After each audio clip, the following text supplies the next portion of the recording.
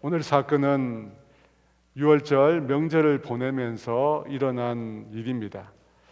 유월절이란 이스라엘의 명절은 구약시대에 이스라엘 민족을 이집트로부터 구원해낼 때 만들어진 명절입니다.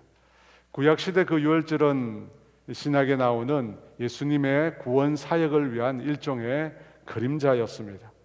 이스라엘을 이집트로부터 건져내듯이 하나님께서는 예수님을 통해서 모든 인류를 죄와 사망에서 건져내시려는 것입니다. 그래서 유월절 어린 양을 잡아 그 피를 발랐듯이 모든 인류의 구원을 위해서 피 흘릴 희생 제물이 필요했던 것입니다. 그 제물이 바로 예수님이십니다. 예수님은 유월절 어린 양으로 우리 인간의 죄를 대신 속죄하기 위해서 오신 것입니다. 그래서 예수님은 유월절 절기를 위해 어린 양을 잡는 바로 그 시간에 정확히 십자가에 매어 달려 죽으신 것입니다. 예수님이 유월절 어린 양이 되신다는 것을 보여주시기 위해서였습니다. 그 시간에 앞서 오늘 유월절 전날 예수님께서 제자들과 마지막 유월절 만찬을 가지셨습니다. 우리는 그 마지막 유월절 만찬을 가리켜 최후의 만찬이라고 부릅니다. 이 최후의 만찬을 그린 작품 중에 최고의 작품으로 알려진 것은 레오나르도 다빈치의 것입니다. 그런데 이 작품은 예수님 당시 유대인들의 식사 모습과는 사실 거리가 좀 있습니다. 당시 유대인들은 사각 테이블이 아닌 디귿자 모양의 테이블을 사용했습니다. 또 좌석 배치에 있어서도 상석인 예수님의 자리가 테이블 가운데가 아니라 디귿자 모양의 왼편 날개 부분이었습니다. 또 테이블에 있는 사람들의 자세도 달랐습니다. 신약시대 유대인들은 바닥에 비스듬히 누운 채로 음식을 먹었습니다. 그래서 예수님의 최후의 만찬의 모습은 아마 이런 모습이었을 것입니다. 아래 왼쪽 날개 부분에 앉은 세 사람 중 가운데가 상석으로 예수님께서 앉으신 자리입니다. 그리고 예수님 앞쪽으로 요한이 있습니다. 요한복음에 따르면 요한이 예수님의 품에 의지해서 누웠다라고 하는 표현이 나오기 때문입니다. 그렇다면 예수님을 판 가룟 유다는 어디에 있었을까요? 21절부터 23절 말씀에 그들이 먹을 때 이르시되 내가 진실로 너희에게 이르노니 너희 중에 한 사람이 나를 팔리라 하시니 그들이 몹시 근심하여 각각 여짜오되 주여 나는 아니지요. 대답하여 이르시되 나와 함께 그릇에 손을 넣는 그가 나를 팔리라. 너희 중에 한 사람이 나를 팔리라 하시며 그는 바로 예수님과 함께 그릇에 손을 넣는 자라고 하십니다. 나와 함께 그릇에 손을 넣는 자라는 표현은 중의적인 뜻을 함축하고 있습니다. 예수님과 함께 식사하는 자리를 말합니다. 동시에 예수님 바로 곁에서 식사하는 자를 가리킵니다. 이 두 가지 뜻이 있었기에 제자들은 예수님 바로 곁에 있었던 가룟 유다에 대해서 전혀 의심하지 못했던 것입니다. 유대인들이 비스듬히 누워서 식사를 했는데 3인이 한 조가 되어서 겸상을 했습니다. 그러니까 예수님과 함께 그릇에 손을 넣는 자는 다름 아닌 예수님의 앞뒤에 누운 제자들이었습니다. 그런데 앞에 있는 제자가 요한이니까 가룟 유다는 예수님의 뒤에 누워 있는 자가 되는 것입니다. 예수님의 뒤에 누워서 예수님과 함께 식사를 하고 있습니다. 예수님의 그릇에 함께 손을 넣었던 것입니다. 여러분 생각해 보면 이 모습이 얼마나 섬뜩할까요? 예수님께서 음식을 드시려고 하면 가룟 유다의 품에 의지하셔야만 합니다. 가룟 유다의 품에 기대어서 음식을 드시는 것입니다. 그때 가룟 유다의 거친 숨소리가 예수님의 귀에 들리지 않았겠습니까? 그런 상황에서 예수님께서 제자들과 만찬을 하고 계셨던 것입니다. 24절 말씀입니다. 인자는 자기에 대하여 기록된 대로 가거니와 인자를 파는 그 사람에게는 화가 있으리로다. 그 사람은 차라리 태어나지 아니하였더라면 제게 좋을 뻔하였느니라. 인자 곧 예수님에 대해서는 기록된 대로 간다고 말씀합니다. 예수님에 대해 기록한 구약 성경의 예언이 그대로 이루어진다는 뜻입니다. 예수님께서 말씀하셨듯이 당신이 고난을 받고 버려짐을 당하고 십자가에서 죽임을 맞이하신다는 것입니다. 그것이 예수님에 대해서 기록된 구약의 예언입니다. 그런데 그 예수님에 대한 구약의 예언이 실현되기 위해서는 먼저 예수님을 파는 역할을 누군가가 해야 합니다. 인자를 파는 그 사람에게는 화가 있으리로다. 여러분, 이 말씀을 보면 누군가는 예수님을 팔아야 합니다. 악역을 해야 한다는 것입니다. 예수님의 고난과 죽음과 관련된 최고의 악역, 그 일을 맡은 사람은 바로 가룟 유다입니다. 왜 가룟 유다가 그런 역할을 하게 되었을까요? 우리는 왜 가룟 유다였을까라고 하는 것을 생각해 봐야 합니다. 그가 처음부터 태어날 때부터 그 역할을 맡기로 운명적으로 결정되어져 있었을까요? 여러분, 처음부터 절대 변경할 수 없도록 유다가 예수님을 팔도록 그렇게 정해진 것이었을까요? 만약 그랬다면 유다는 애초부터 멸망받도록 지어진 존재가 됩니다. 태어날 때부터 예수님을 팔게 됨으로 영원한 심판을 받도록 가룟 유다는 그렇게 운명 지어진 존재가 됩니다.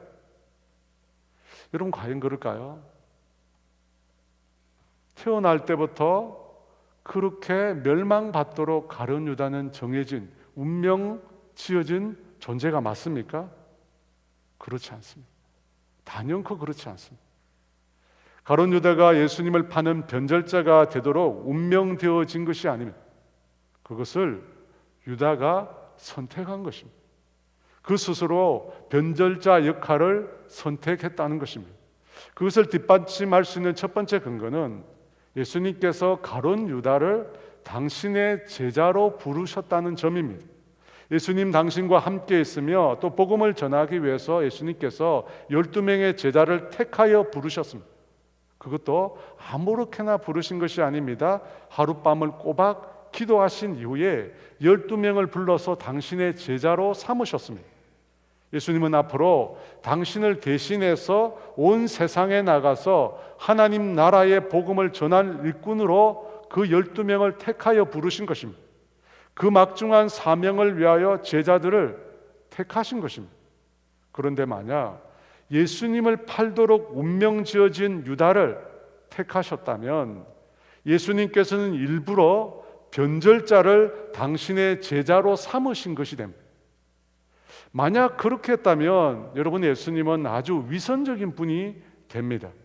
겉과 속이 완전히 다른 분이 된다는 것입니다. 왜냐하면 겉으로는 나와 함께 하나님 나라의 복음을 전하자 하시면서 속으로는 당신을 팔자로 유다를 점 찍었다는 뜻이 됩니다.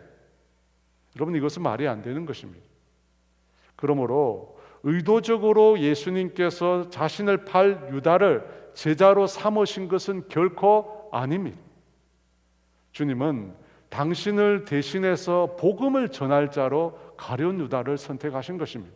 그런데 유다가 스스로 그 자리에서 떠나 예수님을 파는 자가 된 것입니다. 그가 선택한 것입니다. 동일한 논리가 아담에게도 적용이 됩니다. 첫 번째 사람 아담은 범죄했습니다. 하나님의 명령을 어기고 타락했습니다. 그런데 아담이 그렇게 죄인이 될 수밖에 없는 운명을 가지고 창조되었을까요? 죄인이 될 수밖에 없는 운명을 가지고 태어났을까요? 그렇지 않습니다. 여러분, 만약에 아담이 그렇게 창조되었다면 아담은 완전한 하나님의 피조물이 될 수 없습니다. 불완전한 창조가 되며 또한 선한 창조도 될 수 없습니다. 타락하도록 지어졌다면 여러분, 그것이 어떻게 선한 창조, 완전한 창조라고 말할 수 있겠습니까? 절대 그렇지 않습니다. 아담은 하나님의 선한 창조물이었습니다. 하나님의 생기를 받아서 창조된 완전한 창조물이었습니다. 그런데 아담 스스로 죄를 선택했고 그 결과로 범죄하여 타락한 것입니다. 마찬가지로 유다에게도 자유의지가 있었습니다. 선택의 자유가 있었습니다. 그는 그것을 가지고 죄악을 선택했던 것입니다. 예수님을 팔기로 스스로 자신이 결정했다는 것입니다. 여러분, 그 점에서 예수님의 12명의 제자들 모두가 동일한 조건이었습니다. 모두가 가론 유다가 될 수 있었습니다. 실제로 예수님의 제자들 중에 그와 아주 유사한 인물이 있습니다. 누굽니까? 베드로입니다. 여러분, 베드로도 가론 유다와 여러 가지 면에서 공통점을 가지고 있습니다. 12명의 제자에 속해 있었고 두 사람 모두 예수님께로부터 예수님 당신을 부인하거나 배반하게 될 것이라는 말을 들었습니다. 그리고 그 말씀대로 두 사람 모두가 예수님을 배반했습니다. 유다는 예수님을 팔았고 베드로는 예수님을 모른다고 심지어 저주까지 하며 3번씩이나 예수님을 부인했습니다. 그런데 어떻게 됩니까? 마태복음 27장 3절과 4절에 그때 예수를 판 유다가 그의 정죄됨을 보고 스스로 뉘우쳐 그 은 30을 대제사장들과 장로들에게 도로 갖다 주며 이르되 내가 무죄한 피를 팔고 죄를 범하였도다. 유다가 스스로 뉘우쳤다고 나옵니다. 자신의 잘못을 깨달았습니다. 자신이 무고한 피를 팔고 죄를 범했다고 말했습니다. 베드로 역시도 예수님을 부인한 직후 밖으로 나가서 심히 통곡했습니다. 여러분, 이 장면을 보면 두 사람 모두 자신이 잘못했다고 인정했습니다. 그런데 두 사람의 마지막 모습은 아주 큰 차이가 나게 됩니다. 베드로는 자신의 잘못을 돌이킨 후에 초대 예루살렘 교회를 일으키는 위대한 하나님의 사람으로 쓰임을 받게 되었습니다. 반면에 유다는 스스로 목숨을 끊고 자살을 했습니다. 여러분, 인간의 삶을 변경할 수 없는 운명으로만 해석한다면 거의 동일한 공통점을 지닌 베드로와 유다, 이 두 사람의 삶의 결과도 같아야 합니다. 그런데 그렇지 않습니다. 여러분, 왜 그럴까요? 유다가 더 큰 죄를 지었기 때문입니까? 아닙니다. 그렇지 않습니다. 거의 동일한 행동을 했던 두 사람이 전혀 다른 삶의 결과를 낳은 것은 그들의 선택이었습니다. 그들의 선택이 달랐다는 것입니다. 분명 베드로도 예수님께 씻을 수 없는 아픔을 안겨다 주었습니다. 그럼에도 그는 다시 예수님께로 돌아갔고 자신의 연약함을 고백하며 주님의 긍휼을 구했습니다. 반면에 유다는 그러질 못했습니다. 유다도 분명히 자신의 잘못을 깨달았습니다. 그럼에도 자기 분을 이기지 못하고 무책임하게 목숨을 끊었습니다. 가룟 유다는 죽는 순간까지 하나님의 뜻보다 자신의 뜻을 선택한 것입니다. 그 선택이 베드로와 유다, 비슷한 행동을 한 두 사람의 삶의 결과를 완전 다르게 만들었습니다. 선택이 결국 달랐던 것입니다. 사랑하는 여러분, 하나님은 우리 인간을 기계로 만드시지 않으셨습니다. 하나님은 우리 인간으로 하여금 선택할 수 있는 자유를 갖게 하셨습니다. 심지어 하나님 자신을 거부할 수 있는 선택권까지도 인간에게 넘겨주셨습니다. 여러분, 그런 선택의 자유가 있기 때문에 우리 인간이 존귀한 것입니다. 그러므로 오늘 우리 삶의 모든 모습은 저와 여러분의 선택이 모여서 만들어낸 결과입니다.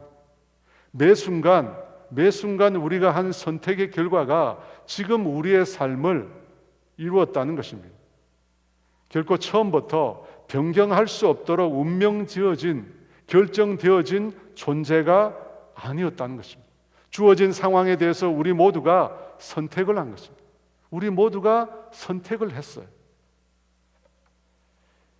20세기 최고의 시 중에 한 편인 로버트 프로스트의 가지 않는 길이라는 시가 있습니다. 여러분, 이 시에 보면 우리 인생이 선택이라고 하는 것을 아주 잘 말해줍니다. 노랗게 물든 숲속에 두 갈래 길이 있었습니다. 몸이 하나여서 두 길을 모두 가지 못하는 것이 안타까워 오랫도록 서서 한 길이 덤불 사이에 굽어지는 곳까지 멀리 내다보았습니다. 그리고는 다른 길로 나아갔습니다. 똑같이 아름답지만 더 나은 길처럼 보였습니다. 풀이 무성하고 닳지 않은 길이니까요. 그 길도 걷다 보면 두 길은 똑같이 닳을 것입니다. 까맣게 디는 자국 하나 없는 낙엽 아래로 두 길은 아침을 맞고 있었습니다. 다른 길은 후일을 위해 남겨두었습니다. 길이란 길과 이어져 있다는 걸 알기에 다시 돌아오지 못할 것이라 생각하면서요, 나는 한숨을 쉬며 말하겠죠. 까마득한 예전에 두 갈래 길이 있었습니다. 그리고 나는 사람들이 적게 간 길로 나아갔고 그것이 모든 것을 바꾸었다고. 여러분, 시의 내용처럼 우리 인생의 선택이 우리의 삶을 달라지게 한 것입니다. 그렇다면 왜 가룟 유다는 예수님을 파는 선택을 했을까요? 처음부터 그렇게 운명 지어진 것이 아니고 선택할 수 있는 것이었다면 왜 유다는 그와 같은 선택을 했을까요? 그것에는 분명히 이유가 있었을 것입니다. 먼저 가룟 유다가 그런 선택을 한 것은 그가 예수님을 주로 믿지 않았기 때문입니다. 가룟 유다는 예수님께서 가시는 곳에 함께 갔지만 예수님을 진정으로 따르는 제자가 아니었던 것입니다. 겉으로만 예수님을 따르던 무리들과 같았습니다. 예수님께서 어린 나귀 새끼를 타고 예루살렘을 입성할 때 수없이 많은 사람들이 종려나무 가지를 흔들며 자신의 겉옷을 땅에 펼치며 예수님을 환호했습니다.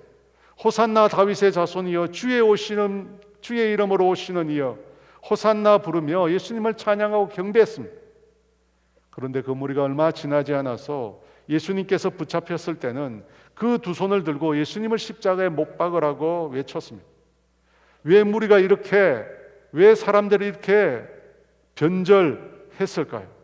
그들이 예수님을 주로 믿지 않았기 때문입니다. 더 명확하게는 예수님이 자신들이 원하는 메시아가 아니었기 때문입니다.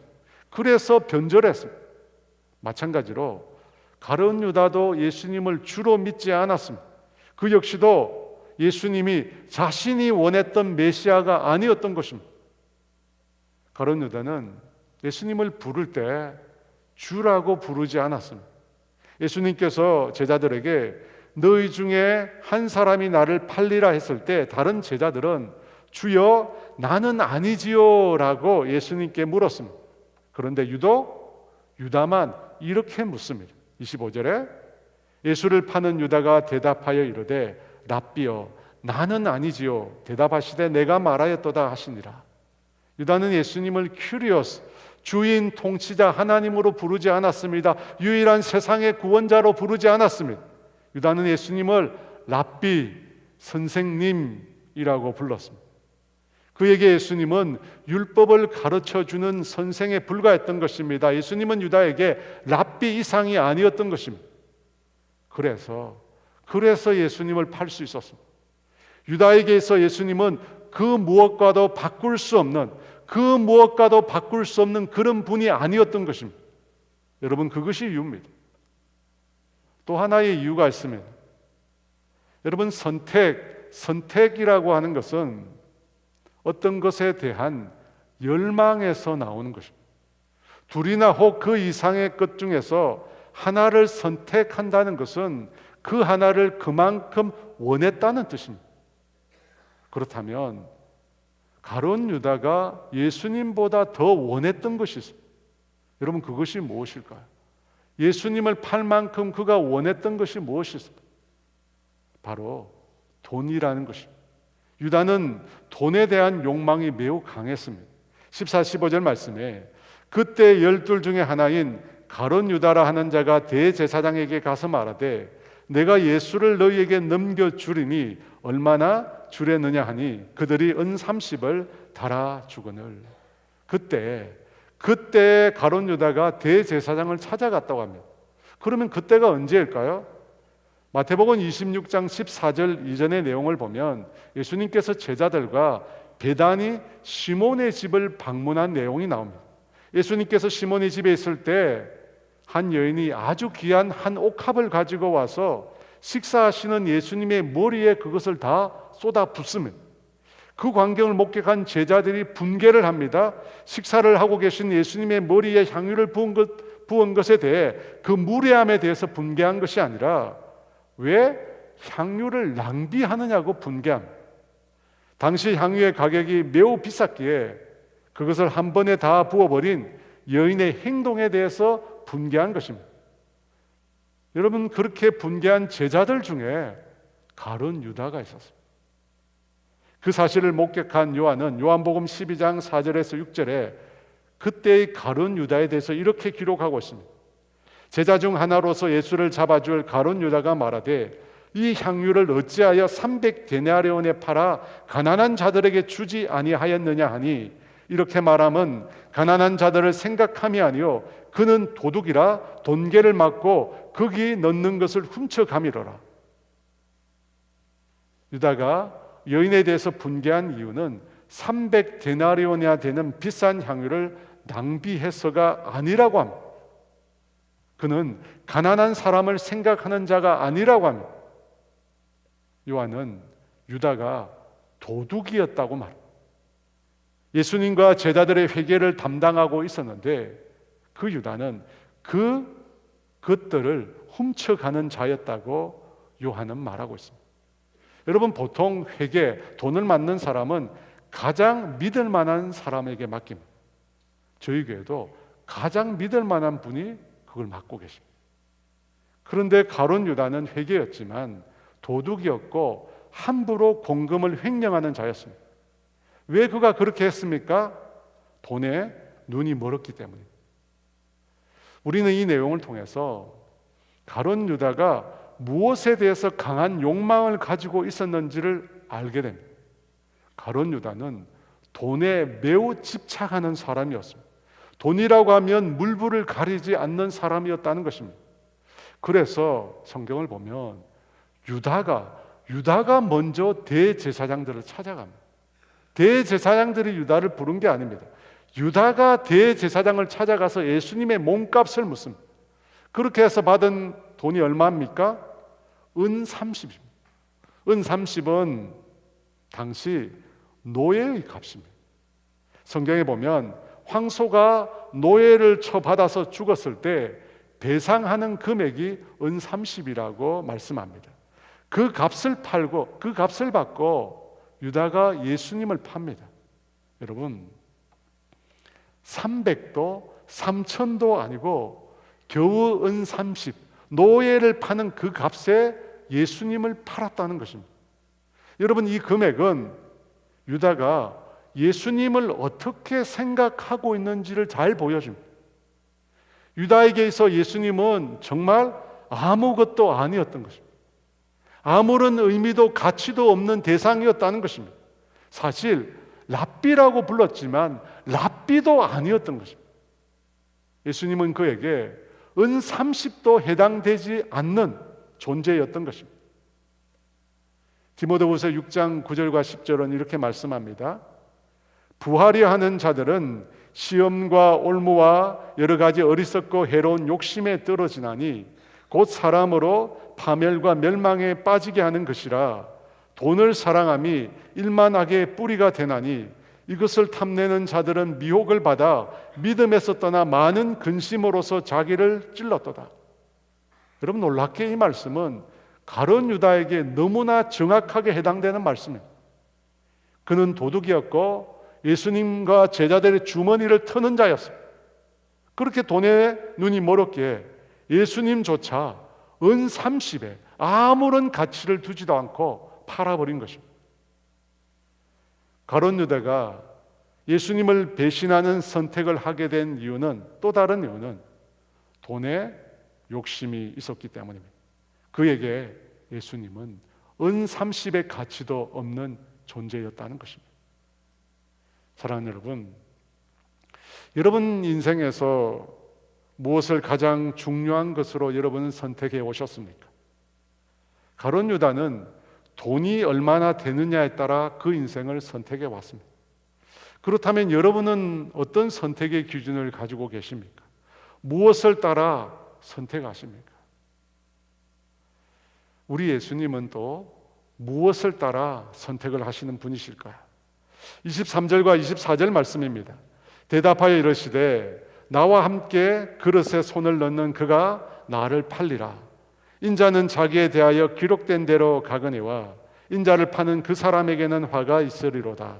그 사람은 차라리 태어나지 아니하였더라면 제게 좋을 뻔하였느니라. 나와 함께 그릇에 손을 넣는 자가 나를 팔리라. 이 말씀을 들었음에도 다른 제자들은 예수님이 말씀하신 그가 누군지 몰랐습니다. 다만 제자들은 자신이 아니길 바랬습니다. 그래서 주여 나는 아니지요 라고 제자들은 물었습니다.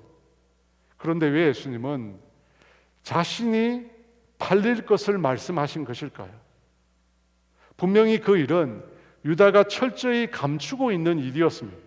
대제사장들과 유다만 알고 있는 비밀이었습니다. 그런데 예수님께서는 유월절 만찬 자리에서 즐겁게 보낼 그 자리에서 그 비밀을 폭로하셨습니다. 여러분, 왜 예수님께서 자신이 팔릴 것을 얘기하셨을까요? 유다에게 기회를 주시기 위해서입니다.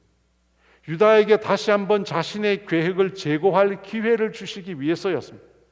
마지막으로 선택의 기회를 한 번 더 주시고자 하신 것입니다. 그런데 유다가 그 기회에 대해서 어떻게 대답합니까? 25절에 예수를 파는 유다가 대답하여 이르되 랍비여 나는 아니지요.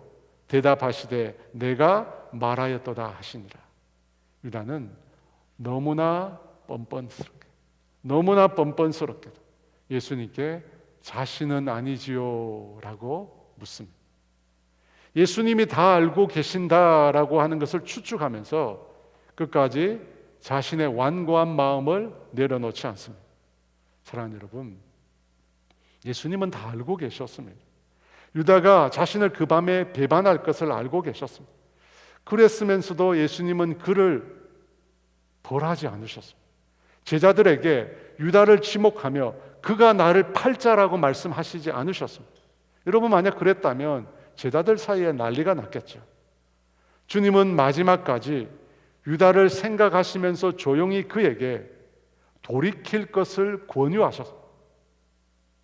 그때 그 일을 동일하게 목격한 요한은 예수님의 행동을 이렇게 표현했어요.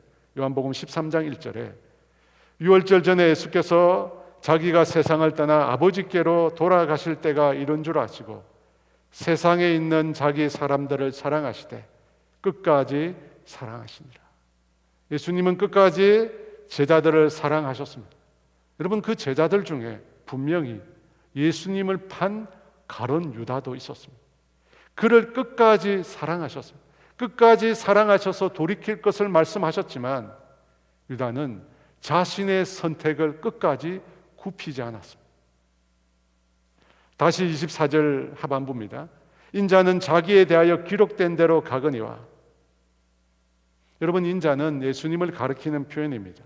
예수님은 자기에 대해서 기록된 대로 간다고 합니다. 여러분, 무슨 말일까요? 예수님에 대해서 예언한 그대로, 예언한 그 내용대로 예수님께서 선택하시겠다는 뜻입니다.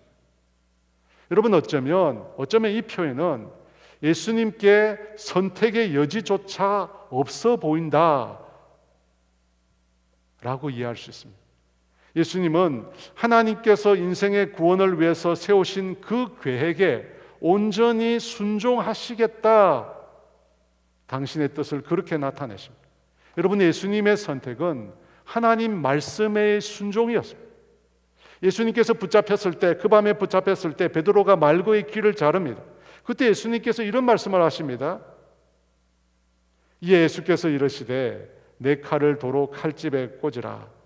칼을 가지는 자는 다 칼로 망하느니라. 너는 내가 내 아버지께 구하여 지금 12군단 더 되는 천사를 보내시게 할 수 없는 줄로 아느냐. 내가 만일 그렇게 하면 이런 일이 있으리라 한 성경이 어떻게 이루어지겠느냐 하시더라. 예수님은 12군단 대대는 천사를 보내시게 할 수 있다고 합니다. 한 군단은 6천 명을 말합니다. 12군단이니까 7만 2천 명입니다. 그렇게 많은 천사를 당장에 동원할 수 있는 분이 바로 예수님이십니다. 그럼에도 그렇게 하지 않는 것은 이런 일이 있을 것이라는 성경을 이루시기 위해서라고 말합니다. 여러분, 예수님은 모르고 당한 것이 아니라 알고 선택하신 것입니다. 하나님의 말씀을 이루시기 위해서 자신을 하나님의 뜻에 굴복시킨 것입니다. 그렇다면 예수님에 대해서 예언하고 있는 하나님의 말씀은 어떤 내용입니까? 이사야 53장 5절은 이렇게 말합니다. 그는 멸시를 받아 사람들에게 버림을 받았으며 간고를 많이 겪었으며 질고를 아는 자라. 마치 사람들이 그에게서 얼굴을 가리는 것 같이 멸시를 당하였고 우리도 그를 귀히 여기지 아니하였도다. 예수님에 대해서 기록하고 있는 말씀의 모든 내용은 온통 멸시와 조롱과 버려짐에 관한 것이었습니다. 그런데 예수님께서 그것을 선택하시겠다고 하십니다. 그 말씀 그대로 따르시겠다고 했습니다. 그래서 그 말씀 그대로 예수님의 생애에 이루어졌습니다. 그 내용이 마태복음 27장 27절 이후에 나옵니다.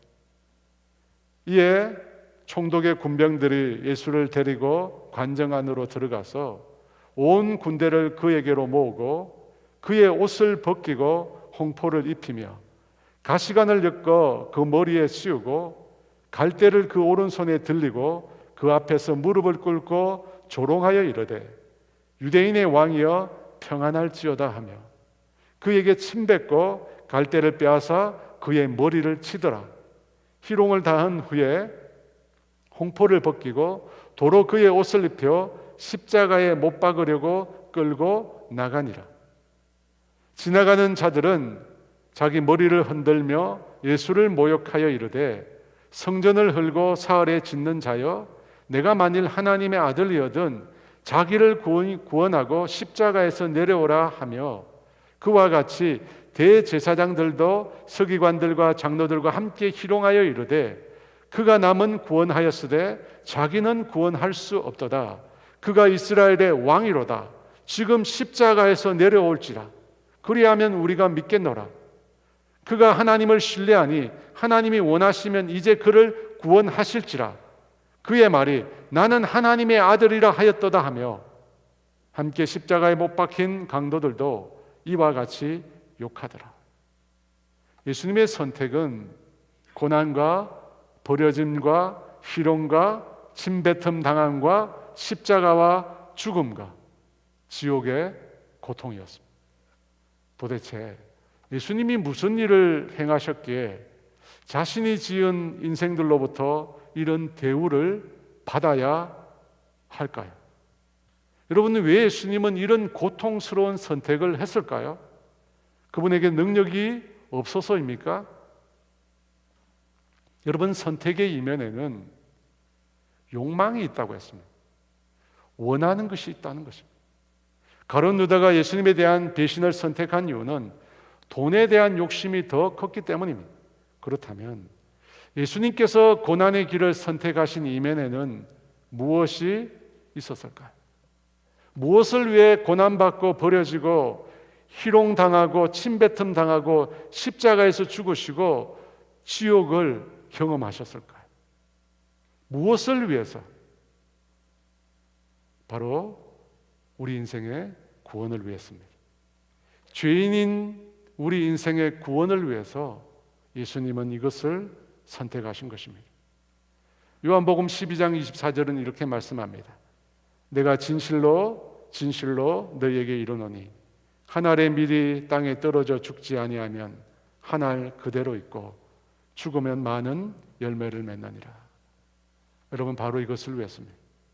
한 알의 밀이 땅에 떨어져 죽지 아니하면 한 알 그대로 있고 죽으면 많은 열매를 맺느니라.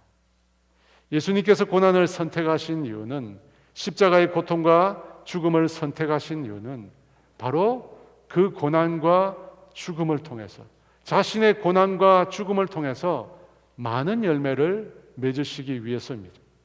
영원히 멸망받을 수밖에 없는 우리 죄인들을 생명으로 구원으로 인도하시기 위해서 예수님은 그런 고통스러운 선택을 하신 것입니다. 사랑하는 여러분,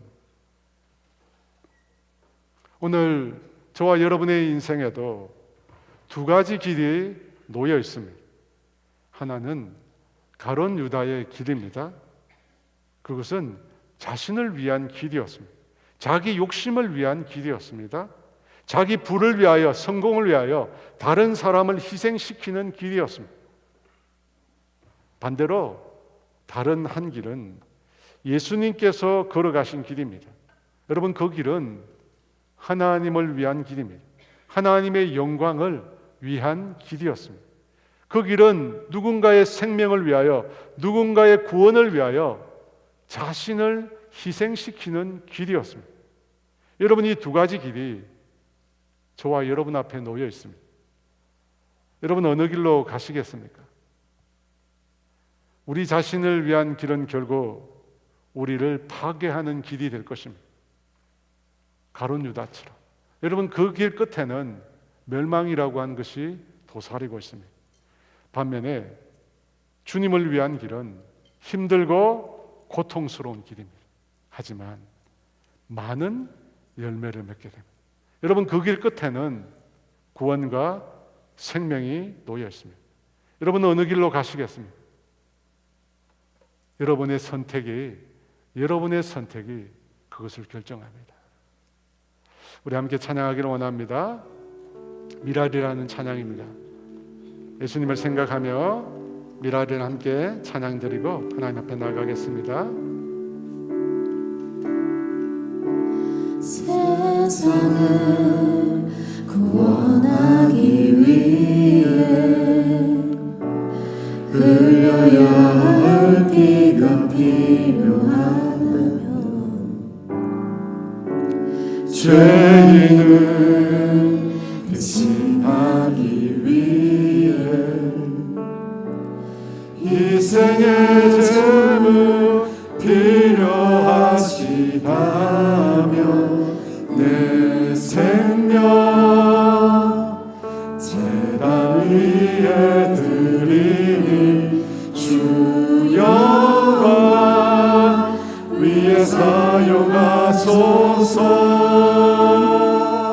생명이 또 다른 생명 낳고 주님 볼 수 있다면 나의 삶과 죽음도 아낌없이 드리니 죽어야 다시 사는 주의 말씀 믿으며 하나의 미랄 되어 썩어지니 예수님처럼 살아가게 하소서.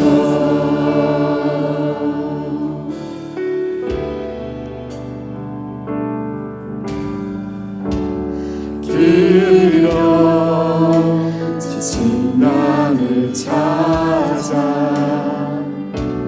마음 상해 이리저리 헤매이는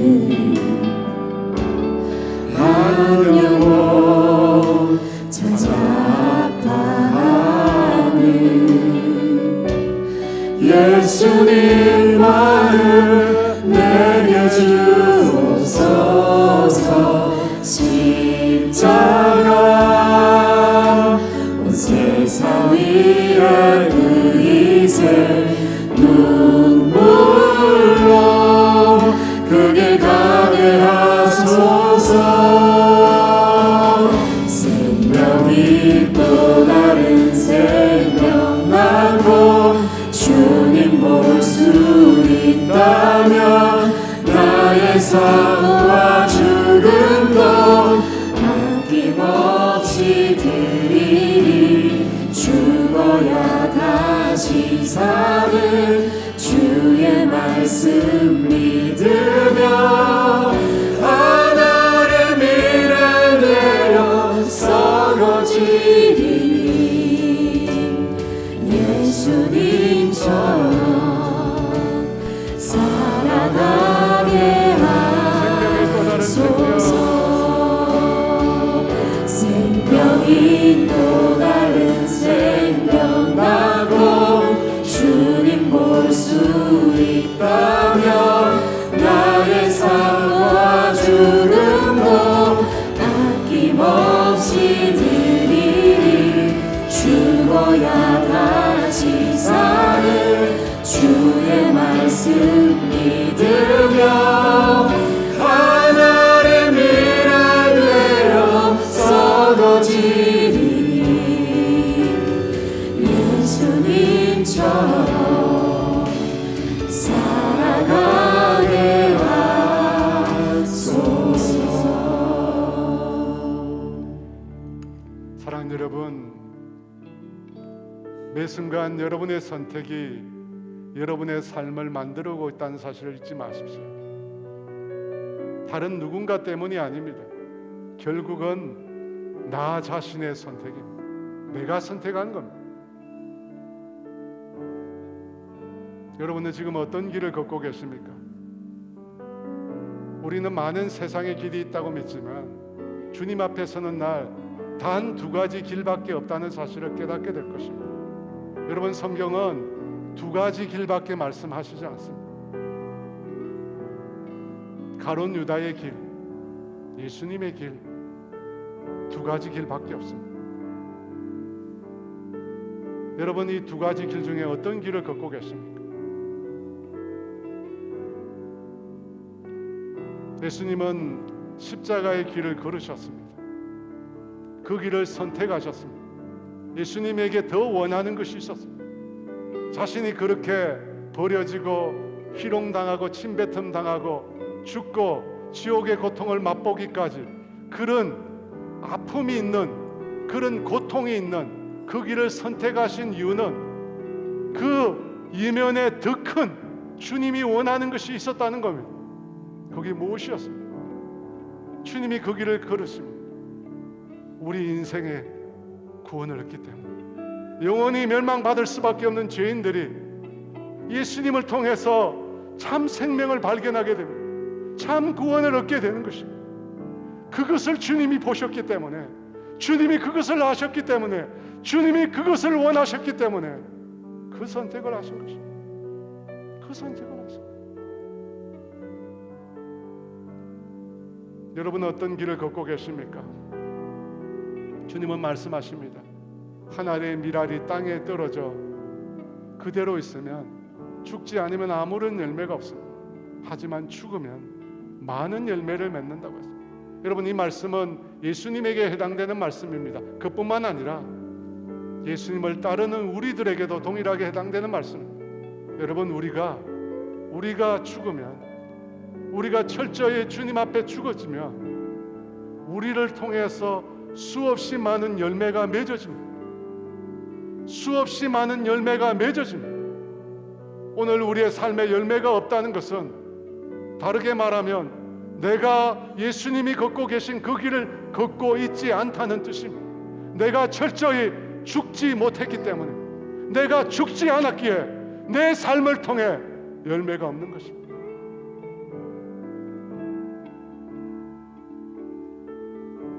여러분, 이 시간 기도합시다. 주님께서 걸어가신, 주님께서 왜 그 길을 걸어가셨는지를 생각하며, 무엇 때문에 우리가 또한 그 길을 걸어가야 되는지를 생각하며, 하나님, 나를 통해서, 나의 죽음을 통해서 열매 맺는 인생이 되게 해달라고, 생명을 낳는 인생이 되게 해달라고 우리 주여 외쳐 같이 기도합니다. 주여,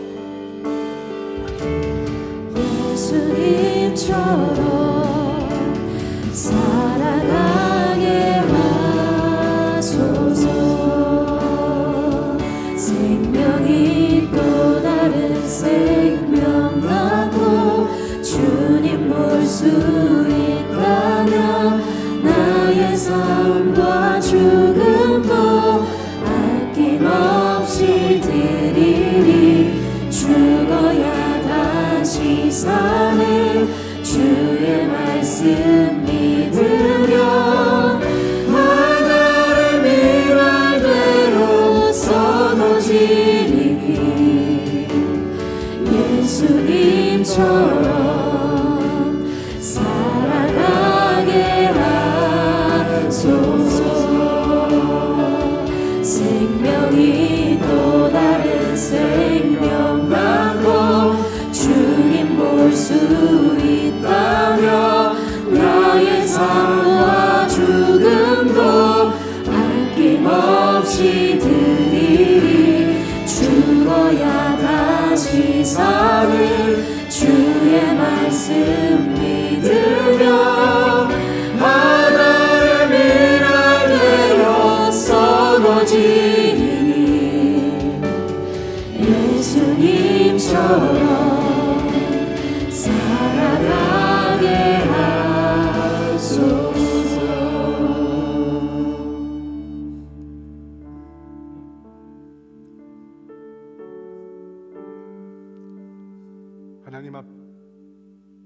하나님 아버지, 우리 인생에 두 가지 길이 보입니다. 주님, 어디로 가야 합니까? 한 길은 넓은 길입니다. 지금은 화려해 보이는 길입니다. 많은 사람들이 가는 길입니다. 한 길은 좁은 길입니다. 사람들이 잘 찾지 않는 길입니다. 어둡고 침침한 길이고 힘든 일이 기다리는 길입니다. 주님, 우리를 도와주세요. 주님, 우리를 도와주세요.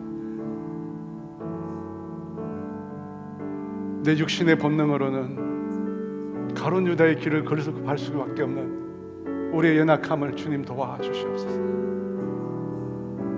주님을 바라보며 나를 위하여 고난받으시고 나를 위하여 침뱉음 당하시고 나를 위하여 십자가에서 갈기 찢어주시고 지옥의 고통을 경험하시며 나에게 구원의 이 놀라운 길을 열어주신 그 주님을 생각하며 나에게 이 영원한 생명을 주신 그 주님의 사랑을 생각하며 주님, 우리도 묵묵히 주님이 걸어가신 그 길을 선택하여 걸어갈 수 있도록 주님 도와주시옵소서.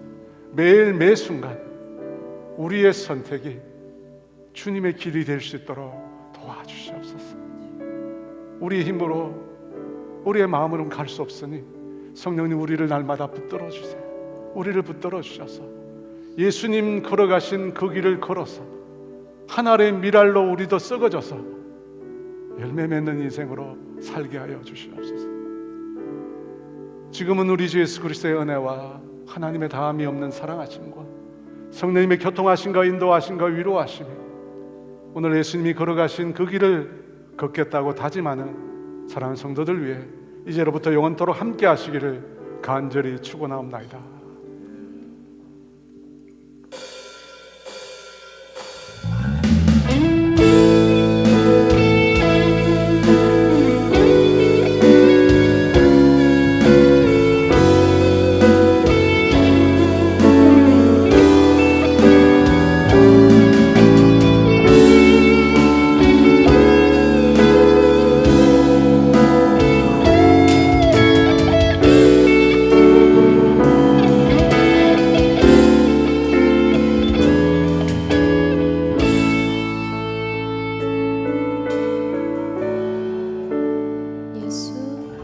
예수, 우리들의 밝은 빛, 은혜와 긍휼을 베푸시는 주, 의의 길을 따라가는 주의 자녀들에게 항상 밝은 빛을 비추시네. 그의 구원의 주 하나님, 공의로 세상을 다스리시네. 주를 경외하는 자들에게 부어주시는 놀라운 주님의 영광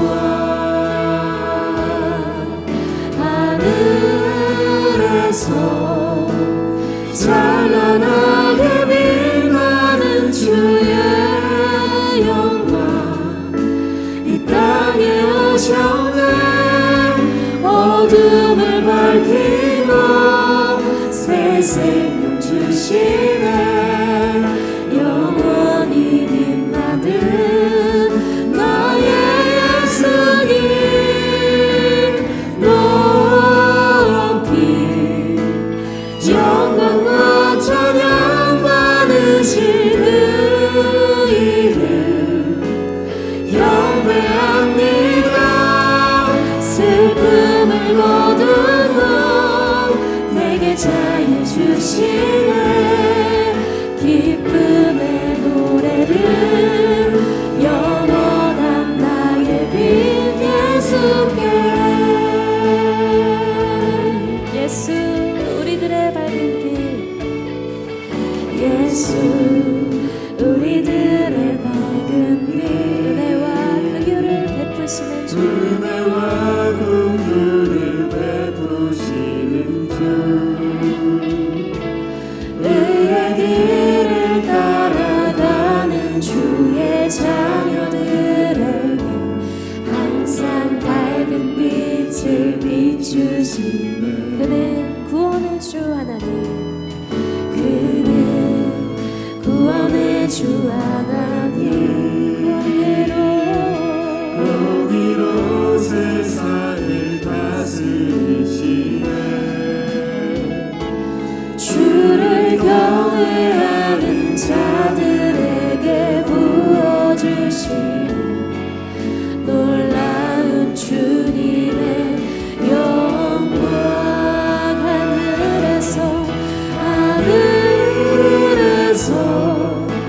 찬란하게 빛나는 주의 영광 이 땅에 오셨네 어둠을 밝히고 새 생명 주시네 영원히 빛나는 나의 예수님 높이 영광과 찬양 받으실 그 이름 경배합니다 슬픔을 거두고 내게 자유 주시네